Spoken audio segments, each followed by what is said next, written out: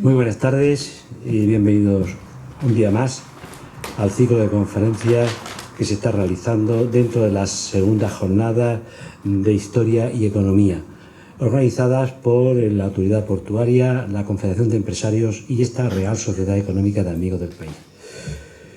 Esta tarde vamos a tener una conferencia que lleva por título La evolución histórica y económica de Cartagena en los siglos XVIII, XIX y XX. Para ello le voy a ceder la palabra a nuestro secretario general, Juan Antonio Miñarro, que va a hacer la presentación de nuestro ponente de esta tarde. Bueno, para la conferencia de esta tarde, como ha comentado el presidente, tenemos la suerte de contar con don José Horacio García Marín. Don José Horacio García Marín es doctor en Ciencias Económicas, Empresariales y Jurídicas por la Universidad Politécnica de Cartagena y es poseedor también por la misma universidad de diploma de estudios avanzados en Economía Financiera y Contabilidad. Desde el año 2007 es economista ejerciente libre del Colegio Oficial de Economistas de la región de Murcia y es profesor de sustitución en la Universidad Politécnica de Cartagena, actualmente en el área de Organización de Empresas y anteriormente lo fue en el área de Economía Financiera y Contabilidad. Imparte su docencia en las titulaciones de grado en Administración y Dirección de Empresa, grado en Arquitectura Naval e Ingeniería Náutica, máster universitario de Organización Industrial y máster universitario de Dirección de Entidades de Economía Social. En la actualidad es economista colaborador en el despacho Carmen Jerez Asesoría Fiscal y socio economista y fundador en García et al. Economistas y Juristas Sociedad Civil Profesional, donde ejerce funciones societarias de administrador y profesionales de administrador concursal de empresas en concurso de acreedores. Entre otras cuestiones, nuestro ponente de hoy es también investigador del grupo de I+D en Finanzas de la Universidad Politécnica de Cartagena, contando con diversas publicaciones, ponencias en congresos y participación en proyectos de investigación. Es también árbitro de la Corte de la Cámara Oficial de Comercio, Industria, Servicios y Navegación de Murcia. Igualmente es miembro del Registro de Economistas Forenses, REFOR, también de Economistas Asesores Fiscales, REAF, y economista de la docencia y la investigación, REDI, del Consejo de Economistas de España. Es miembro también de la ECA, Asociación Española de Contabilidad y Administración de Empresas. Ha sido presidente de la Asociación de Jóvenes Investigadores de Cartagena y actualmente es presidente de la Asociación de Antiguos Alumnos y Egresados de la Facultad de Ciencias de la Empresa de Cartagena. Y también, como no podía ser de otra manera, con el currículum que tiene nuestro ponente, es socio de esta casa, de la Real Sociedad Económica de Amigos del País de Cartagena. Todos los datos que he expuesto de nuestro ponente nos dan una perspectiva de la categoría y de la calidad del mismo, más allá de ser amigo y conocido de la casa y de los componentes de esta mesa. Sin más dilación, le cedo la palabra ya a nuestro ponente, don José Horacio García Marín, para que comience su conferencia titulada La evolución histórica y económica de Cartagena, siglos XVIII, XIX y XX. Buenas tardes. En primer lugar, quería dar las gracias a la Real Sociedad Económica de Amigos del País y a su presidente Pedro Negrole y directiva por contar conmigo en esta charla divulgativa en el programa de segunda jornada de Historia y Economía, el puerto motor económico de Cartagena. También quiero darle las gracias a todos los asistentes por invertir su tiempo en mí y espero no defraudarles ni aburrirles. Y por ello, y sabiendo que estamos ante una jornada divulgativa, el tono de mi conferencia tendrá una exposición didáctica, evitando el lenguaje excesivamente académico y intentaré que sea participativa. La charla la he dividido en una breve introducción donde describo los objetivos de la charla, con la redundancia, una pequeña introducción sobre lo que es el estudio de la historia y el estudio de la economía, para seguidamente centrarme en tres bloques, siglo XVIII, XIX y XX, donde en primer lugar hablaré de la evolución, el pensamiento teórico de ese siglo, el predominante, cómo ha evolucionado y qué repercusión tiene en Cartagena. Entonces, a través del pensamiento económico lo utilizaremos como un vehículo para ver la evolución histórica de Cartagena. Y finalmente terminaré con unas conclusiones y un debate, si lo estiman oportuno. El objetivo es entender, como ya he dicho, los cambios históricos de Cartagena desde la evolución de la teoría económica, y en cada siglo pondré las principales aportaciones de la teoría económica y sus efectos en la Cartagena de ese siglo. La historia tenemos que entenderla como un eje único donde las diferentes etapas de la son un artificio que construimos para entenderla. La historia no viene tabulada, no son periodos de cambio brusco, sino son evoluciones sutiles y buscamos en cada época los elementos y hechos más determinantes que nos ayudan a entenderla. Respecto a la visión, el origen de la economía, la ciencia económica está ligada al pensamiento del ser humano desde la antigüedad, desde la esfera del pensamiento, desde la filosofía. Las primeras definiciones las tenemos de Platón, que decía que la ciencia económica era la administración de la comunidad doméstica o la gran familia, o Aristóteles, que afirmó que era necesaria la ciencia económica para que nos proveyera de recursos precisos y útiles en toda asociación civil o doméstica. De ahí al siglo XVIII, poco pensamiento, poca teoría económica ha habido. La definición clásica de la economía es la ciencia que se encarga de asignar los recursos escasos a unas necesidades ilimitadas. Y este pensamiento ha ido evolucionando, creciendo hacia la idea de que la economía, el estudio de la economía, debe de encargarse de proporcionar el bienestar y el progreso del ser humano, maximizando su utilidad. Bueno, pues en el siglo XX tendremos a los mercantilistas, que luego fueron superados por los fisiócratas, para llegar al siglo XIX y hablaremos de los clásicos, el marxismo, el socialismo utópico y los neoclásicos. De ahí al siglo XX, donde llegaremos al keynesianismo y a los monetaristas. Todo esto es un continuum, es un pensamiento ha ido sucediendo al otro para salvar el fracaso en la economía que las teorías anteriores traían, y ahí ha tenido una progresión lineal, digamos, hasta final del siglo XX, donde la respuesta de los clásicos tuvo una divergencia entre el marxismo y socialismo y entre los neoclásicos. Y luego volvió a ser consecutivo el keynesianismo y los monetaristas, pero son continuos en el tiempo, pero paralelos. Al final venimos con una alternancia en lo que es la política económica sobre si se utilizan políticas más keynesianas o más monetaristas.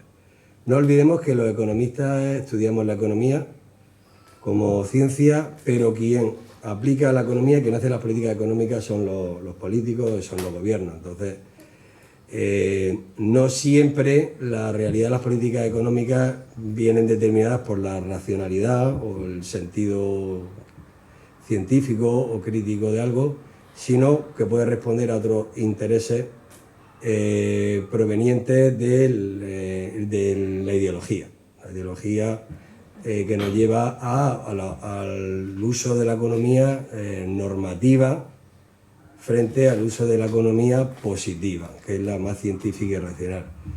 Y en ese dilema nos vamos manejando, unas veces acierta y otras no, fruto de la casualidad o fruto de una mayor racionalidad de los políticos de turno.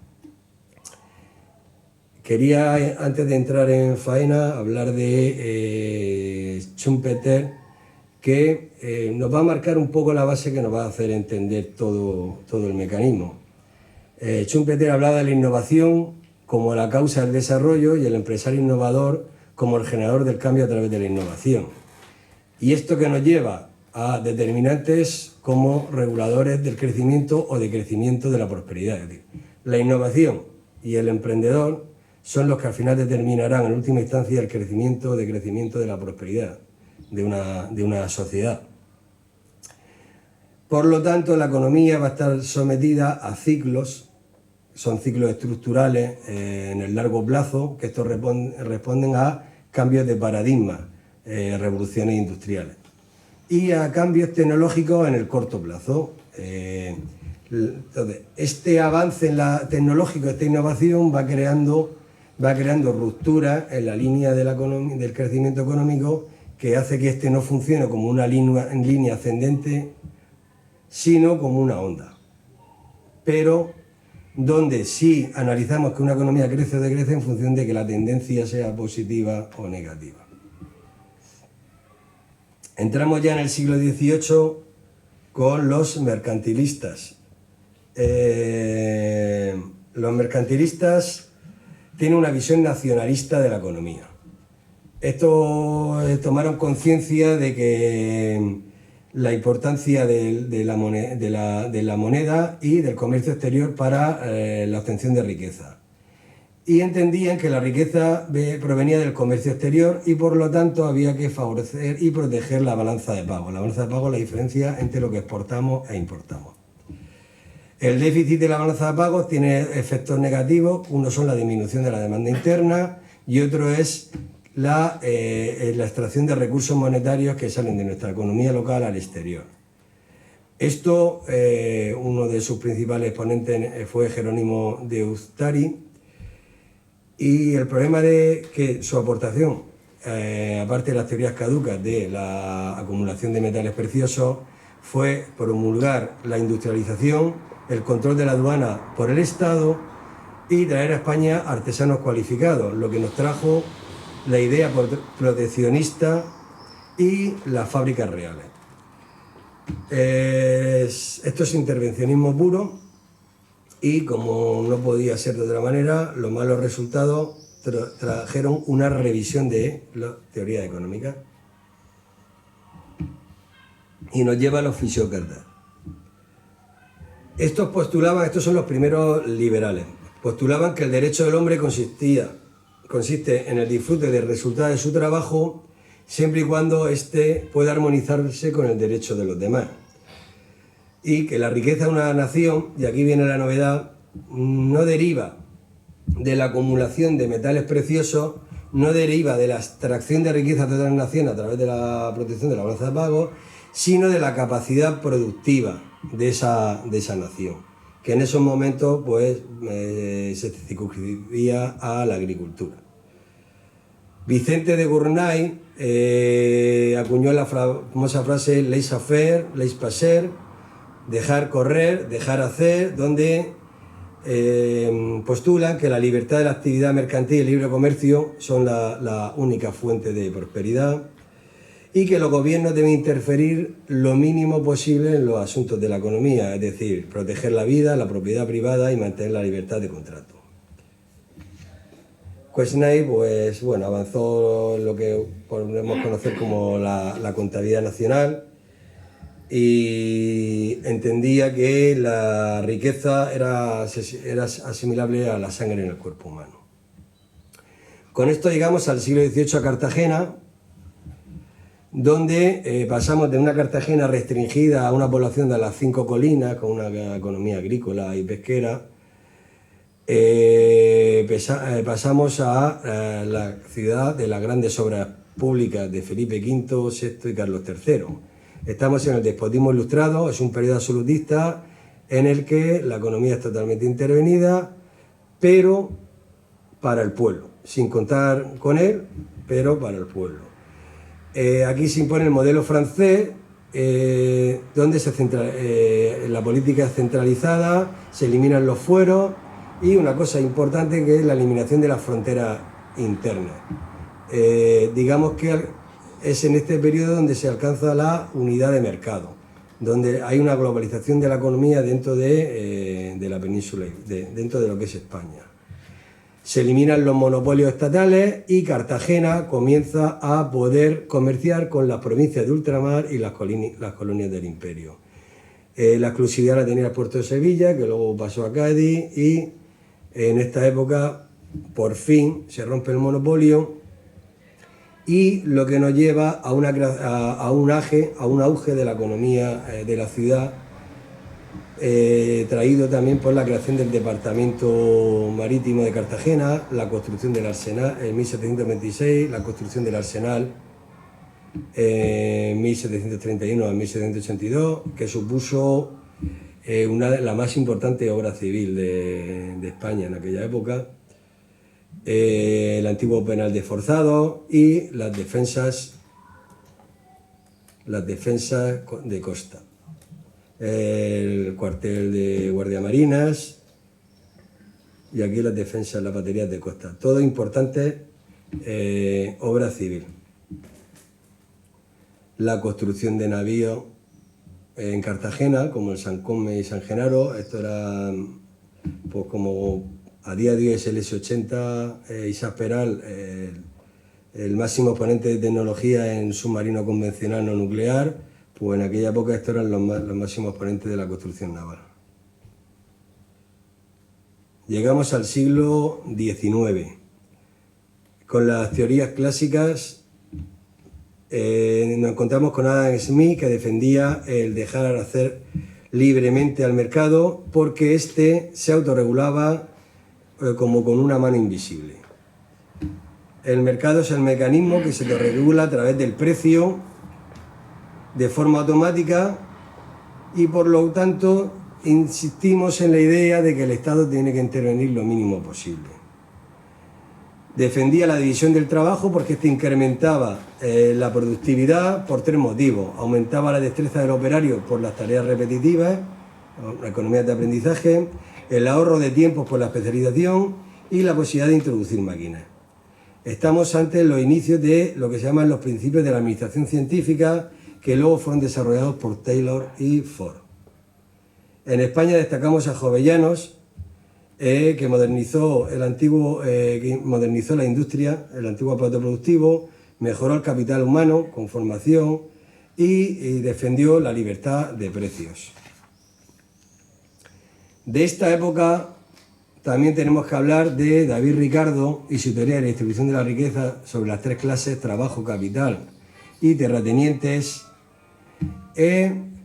con la idea de que David Ricardo tenía la idea de que había una renta total y que el enriquecimiento de uno provenía por el empobrecimiento del resto.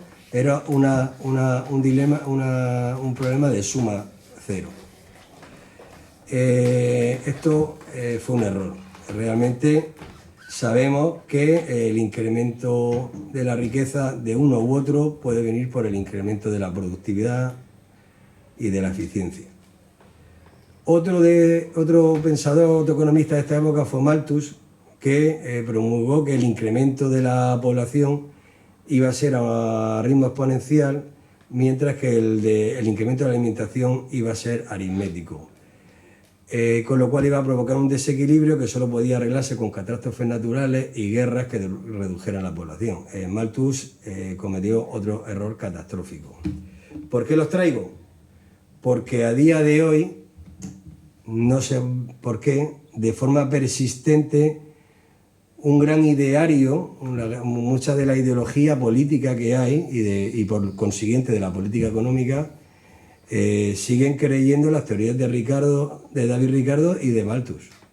Entonces, al final obvian el origen de la riqueza, el crecimiento de la riqueza que viene por la innovación y por el incremento de la productividad, y seguimos creyendo que es un asunto de que si el empresario se enriquece es a costa del trabajador o viceversa. De estas teorías clásicas luego han derivado revoluciones sociales que estudiaremos en el siglo XX. Para solucionar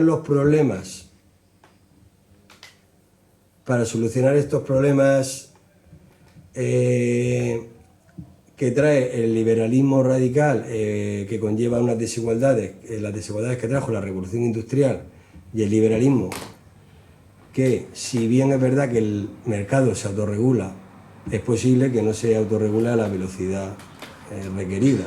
Es posible que tarden en autorregularse 4 generaciones, con lo cual no resulta útil para el ser humano. Entonces, como solución encontramos el marxismo y el socialismo utópico. El socialismo es una expresión utópico, una expresión acuñada por Friedrich Engels, que promulgaba que las sociedades ideales son principios democráticos y cuyas relaciones se fundamentan en la equidad. por ejemplo, los fanasterios de Fournier. Karl Marx pronunció que el beneficio no provenía únicamente de la remuneración del capital, sino que estaba también en un componente de la explotación de los trabajadores, que eran remunerados por su tiempo o por su subsistencia y no por el valor añadido de las plusvalías que estos generaban.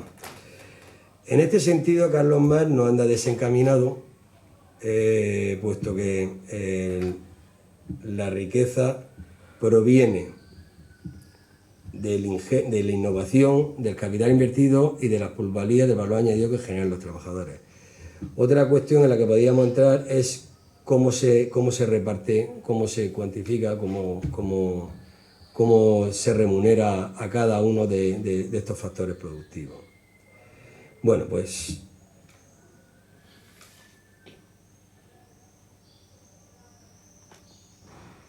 esto nos lleva, todas estas teorías marxistas nos llevan dentro de Cartagena, nos llevan a los conatos anarquistas de la Unión y socialistas del Llano del Bear, que surgieron con movimientos sindicalistas. A estas teorías paralelas vinieron los neoclásicos. Dentro de los neoclásicos nos encontramos otra vez con liberales. Su centro de atención se fundamenta en el sistema de mercado como un papel de asignación de recursos. Alfred Marshall fue uno de los principales propulsores de la teoría de las preferencias del consumidor, de la producción cuantitativa del dinero y, en definitiva, del perfeccionamiento del pensamiento clásico de la premisa liberal.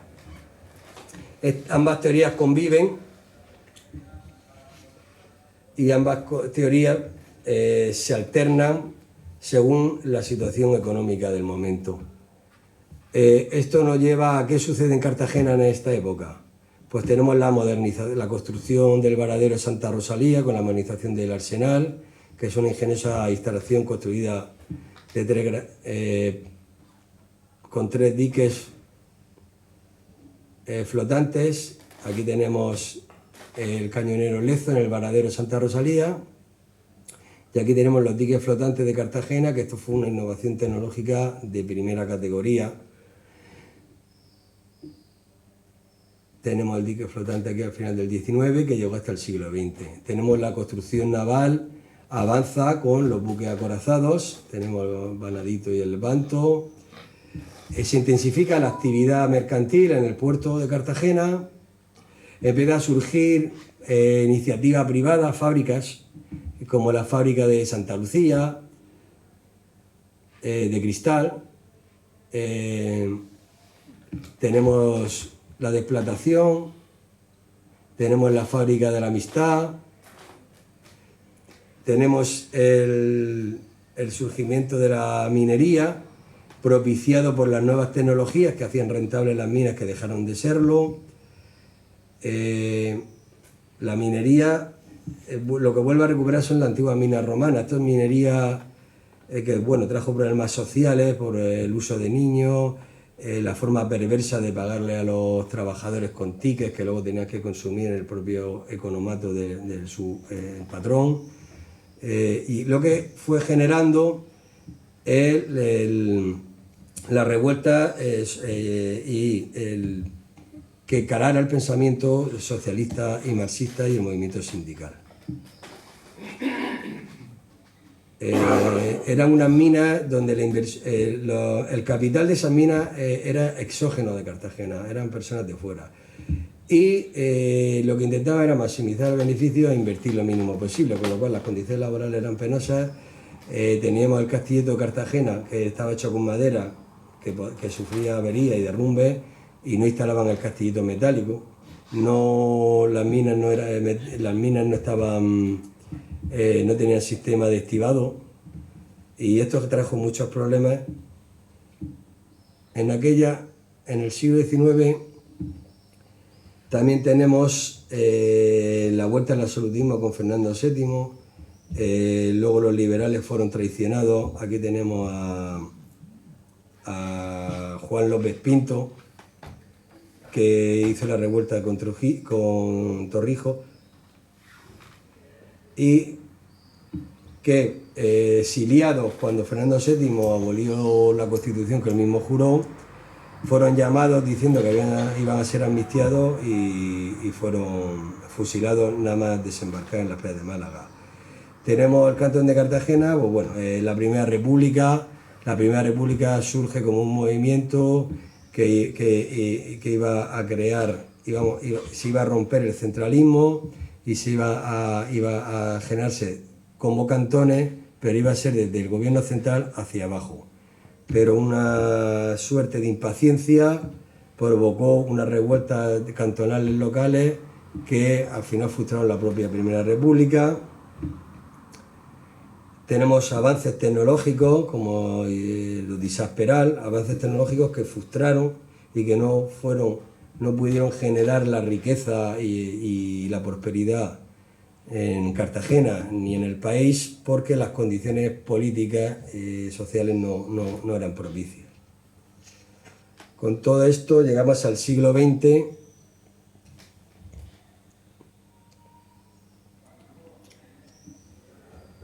donde tenemos la visión de los intervencionistas. El agotamiento de la economía, el crack del 29 trajo el pensamiento, las teorías de John Keynes, Maynard Keynes, donde decía que el papel de la demanda agregada era fundamental para controlar el desempleo y la inflación, que eran las dos grandes preocupaciones de aquel momento. La demanda agregada es la función que reúne el consumo de toda la demanda interna, el consumo de todas las familias, la inversión de todas las empresas, el gasto público, más las exportaciones menos las importaciones. Entonces, Maynard Keynes decía que había que trabajar desde el Estado para aumentar la demanda, porque al aumentar la demanda aumentábamos el empleo y la riqueza. Y entonces propuso en periodos de recesión económica a incrementar el gasto público. Llegaba la crisis del 73, el 74 en España, porque durante un año el gobierno estuvo subvencionando el déficit porque pensaba que era un tema coyuntural y no estructural del petróleo, el precio del petróleo. Se empieza a surgir la expresión de Keynes ha muerto. Las políticas keynesianas, la intervención, el gasto público dejan de ser eficientes y empiezan a generar una inflación junto con desempleo y decrecimiento económico, lo que conocemos como estamplación. ¿Esto a qué se debe? Se debe a que el artificial gasto público, sin que al final tenga una repercusión en un aumento de la productividad, conlleva que al final sobre dinero en la economía y genera una inflación. La baja productividad y la baja demanda pues nos lleva a un desempleo. Para solucionar esto surgen los monetaristas, que volvemos a los liberales. En la Escuela de Chicago, Milton Friedman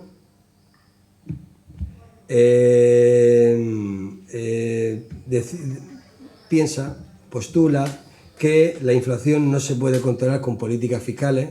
Políticas fiscales es el gasto público, el incremento de los impuestos para retraer renta disponible en los ciudadanos o la bajada de impuestos para incentivar la inversión y el gasto público.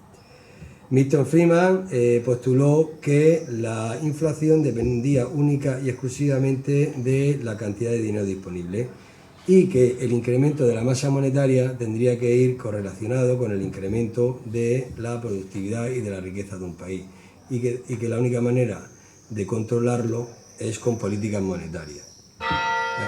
Es un dilema en el que nos estamos encontrando justamente ahora en estos días. El excesivo gasto público que nos ha traído la crisis financiera y la crisis inmobiliaria por políticas keynesianas, luego acompañado a un incremento del gasto público por la crisis del coronavirus, sin que con una reducción de la economía por un parón planificado de la economía, antes o después era inevitable que nos trajera una inflación que esperemos no sea cabalgante y que no puede combatirse de otra manera que con la subida de tipos de interés y retraer moneda. Entonces, lo que ocurre es que, igual que en aquellos tiempos, estas políticas no resultan agradables de hacer porque conllevan durante un tiempo un incremento del paro. Bueno, pues estas recetas neoliberales que nos traen los monetaristas incidían en dos vías. Primero, que había que actuar en la microeconomía desde la oferta, mejorando la productividad, reduciendo los costes desde el marketing, la reorganización de las tareas, el servicio postventa, el desarrollo tecnológico. Y desde la macroeconomía apostaban por la política de estabilización presupuestaria. El Estado, como liberales siempre piensan que tiene que reducirse, ser lo más pequeño posible, pero en cualquier caso, entendiendo que en épocas de recesión sí puede ser, o en momentos de contraciclo, el Estado sí debería aumentar su gasto para compensar la caída económica, y en momentos de crecimiento reducir su gasto, sí es verdad que en cualquier caso, en uno o en otro, el Estado debería tener estabilización presupuestaria. Es decir, no puede endeudarse eternamente. Hay por ahí otros economistas, otros teóricos que dicen que el Estado puede endeudarse eternamente porque es eterno. Yo estoy en contra de ese pensamiento. Es decir, los Estados no pueden endeudarse eternamente porque al final detraen la prosperidad de la economía productiva, de la economía real. Lo que tienen que hacer los Estados es acumular superávit en las vacas gordas para gastarlo en las vacas flacas. Y con todo esto, ¿qué ocurre en Cartagena? Pues llegamos a la minería durante el siglo XX. Ya hemos terminado la minería de excavación, y con los nuevos avances tecnológicos nos vamos a la minería de cantera, de explotación, de traer toda la tierra del monte y a través de lavaderos por gravedad pues, obtener los distintos metales. Esto crea grandes fortunas, hay una evolución urbanística, el derribo de las murallas para la creación del ensanche. Aquí un plano, este es un proyecto del ensanche muy parecido al de Barcelona, donde aquí se pueden apreciar jardines. Este luego se parece más al que hemos tenido. Palacios y el modernismo en Cartagena. La apuesta por el café moderno de la Unión. Edificios modernistas. Luego la industria se desarrolla, esto es lo que muchos autores llaman la gran industria del Estado. Tenemos la fundición vidriera, explosivos Río Tinto, la despratación, la fundición de hierro, la fábrica de gusanos y quemadero de animales, la fábrica de gas, talleres de ferrocarriles, talleres de obras del puerto y el varadero. Bueno, tenemos todo un crecimiento de la ciudad que viene, ¿de qué viene? Otra vez de la inversión externa, de la inversión del Estado o del capital externo, Peñarroya, capital francés.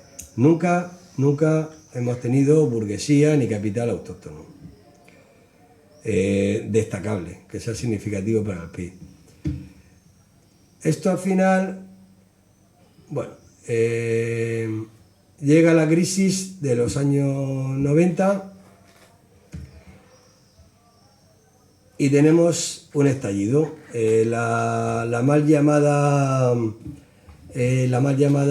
reconversión industrial, que realmente era una desmantelación de la industria cartagenera, por unas cuestiones que en términos de economía nacional no son discutibles. Lo que es discutible es el reparto como el que se hizo. Es decir, voy a parar la actividad económica de Navantia a cambio de no pararla en Cádiz y no pararla en Ferrol.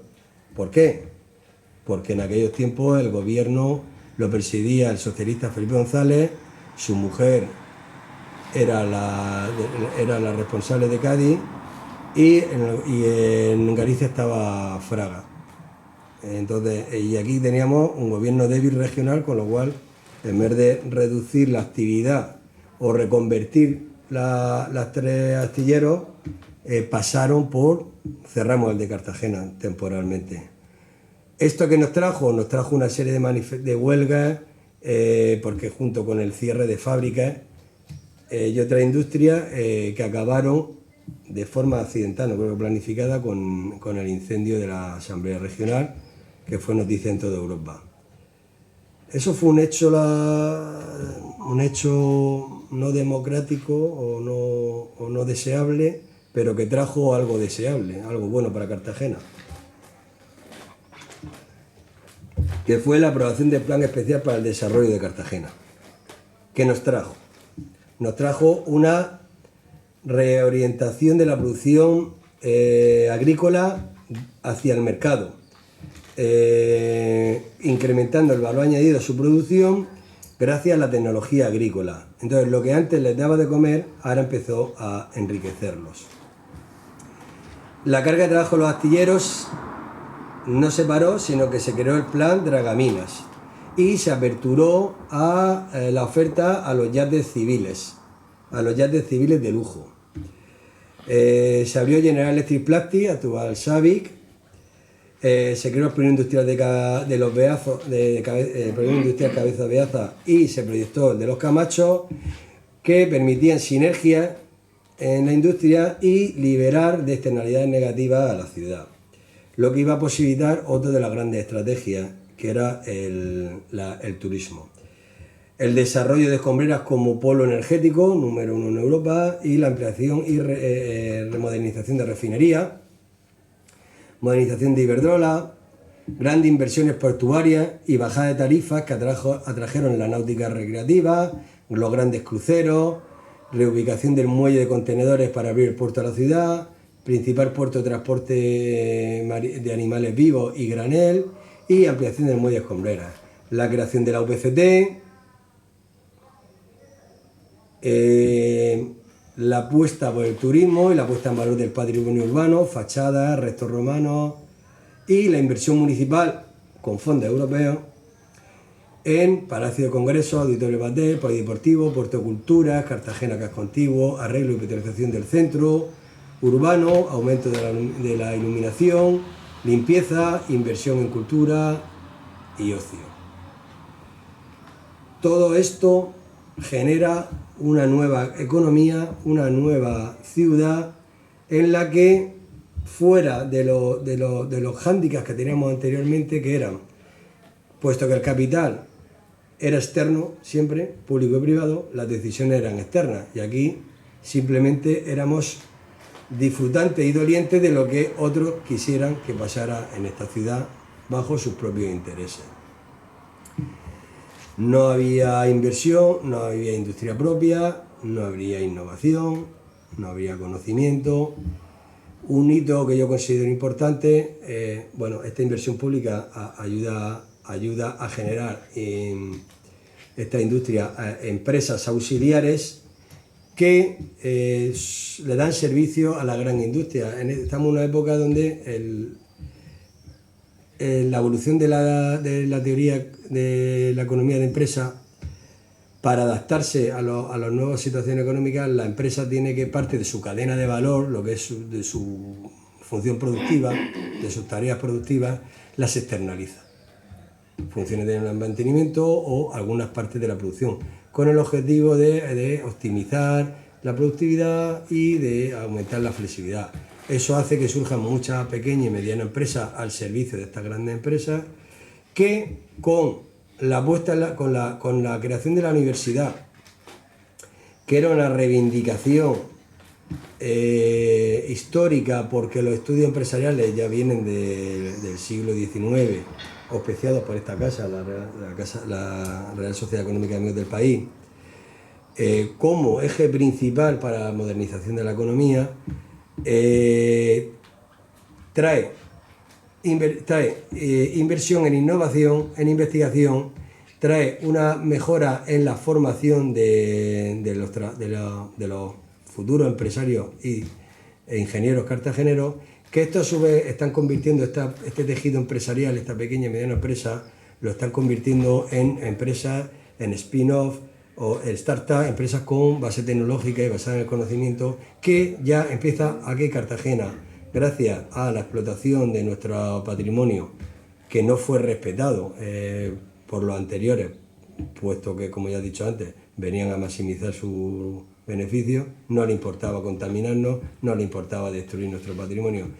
Ahora que nuestro patrimonio lo regimos nosotros y nosotros lo ponemos en valor, ahora que está surgiendo un tejido empresarial, aunque de pequeña y microempresa, pero que tiene un componente tecnológico, un componente de innovación, es donde yo veo que en Cartagena podemos ya dilucidar un futuro en el que, mejor o peor, no dependa de externos, sino de nosotros mismos.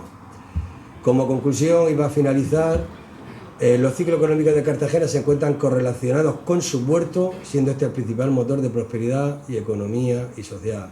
Cuando el puerto ha invertido y el puerto ha funcionado, la economía de Cartagena ha crecido y su sociedad ha prosperado. Y cuando el puerto de Cartagena ha ido encogiendo o ha reducido su actividad, Cartagena ha reducido su actividad, ha entrado en pobreza, reducción de población, peor calidad y vida social.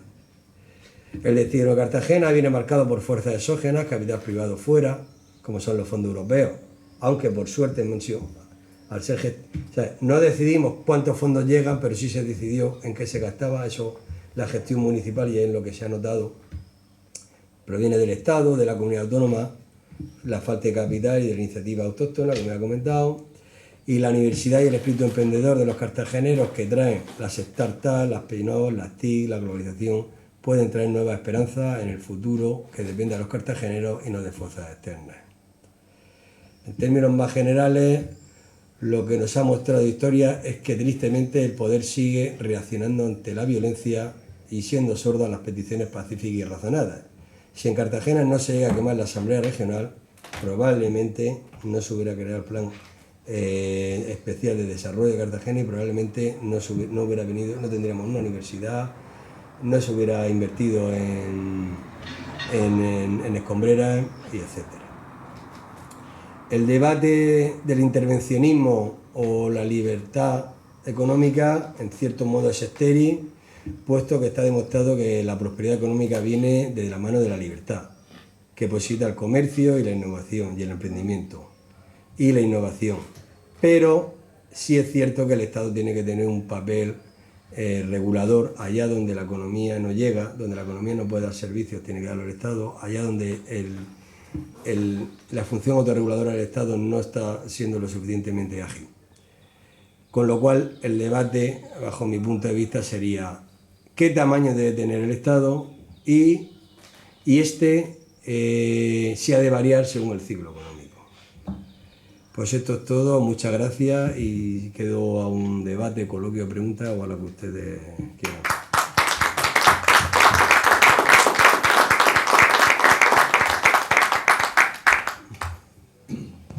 ¿Alguna pregunta? Carlos. Muchas gracias por la intervención tan brillante y tan asequible para los que no somos de la ciencia económica. Yo creo que efectivamente, como ha dicho reiteradamente, es una de las cuestiones básicas es el tamaño del Estado ante la economía. Y eso me recuerda el debate entre el keynesismo, ¿no? Y Hayek, que es el otro, que no lo mencionado aquí, pero que es por lo menos en la ignorancia global, en el que representa el liberalismo no intervencionista del Estado. Pero en Cartagena ese debate puede valer en el exterior, pero en Cartagena el Estado ha sido todo. Omnipresente. Ha sido todo. Desde Aníbal, sí. el Estado central, se lo debemos todo, quizá a causa de nuestra dependencia siempre de él.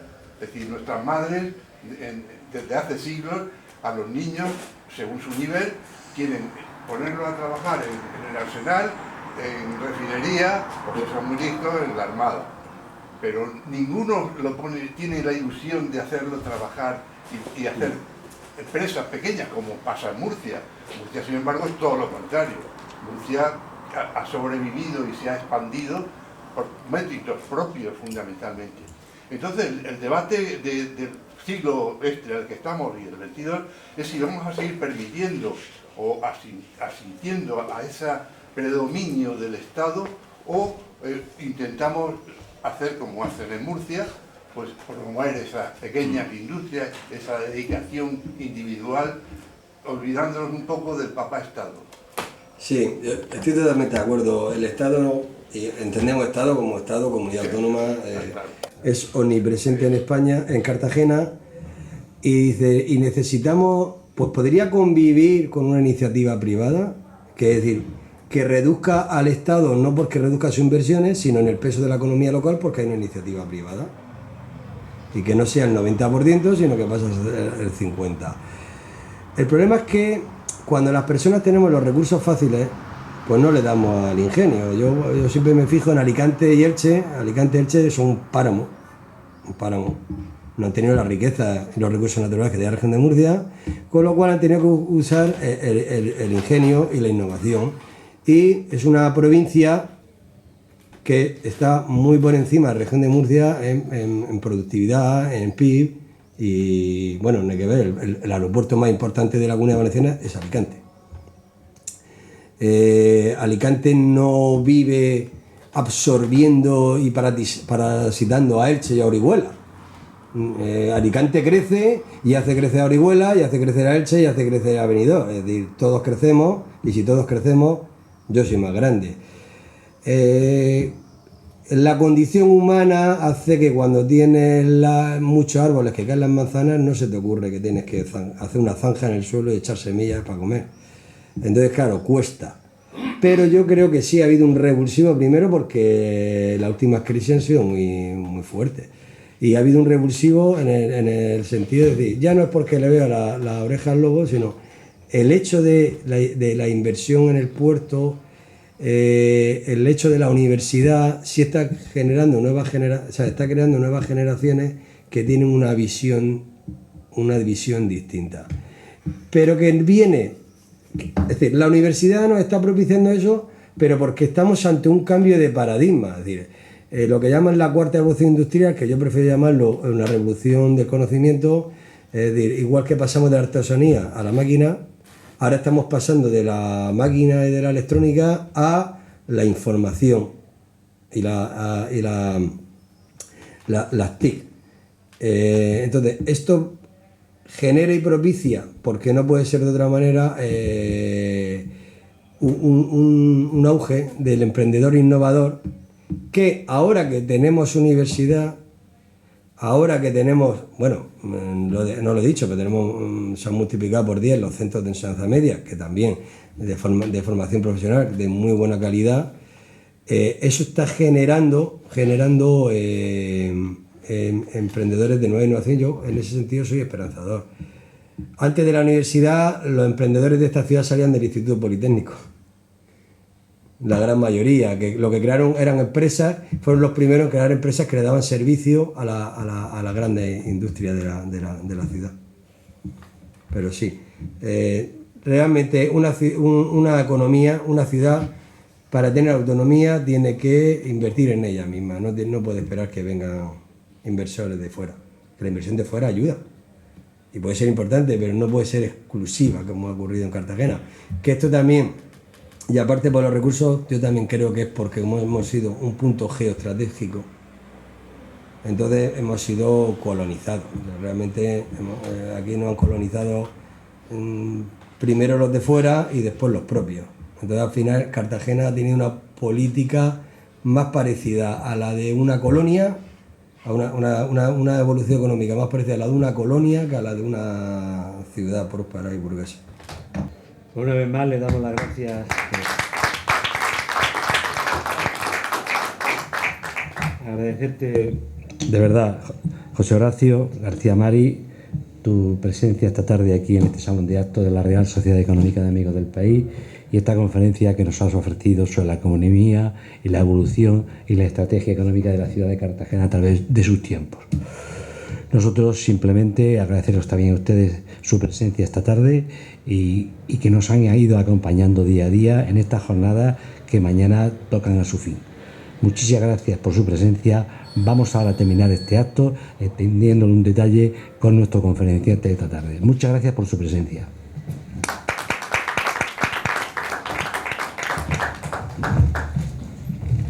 Bueno,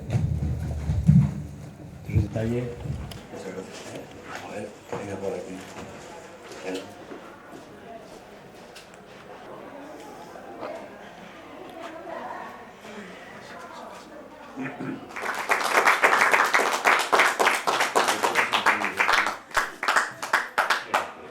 Se levanta la sesión. Muchísimas gracias. Voy adelante,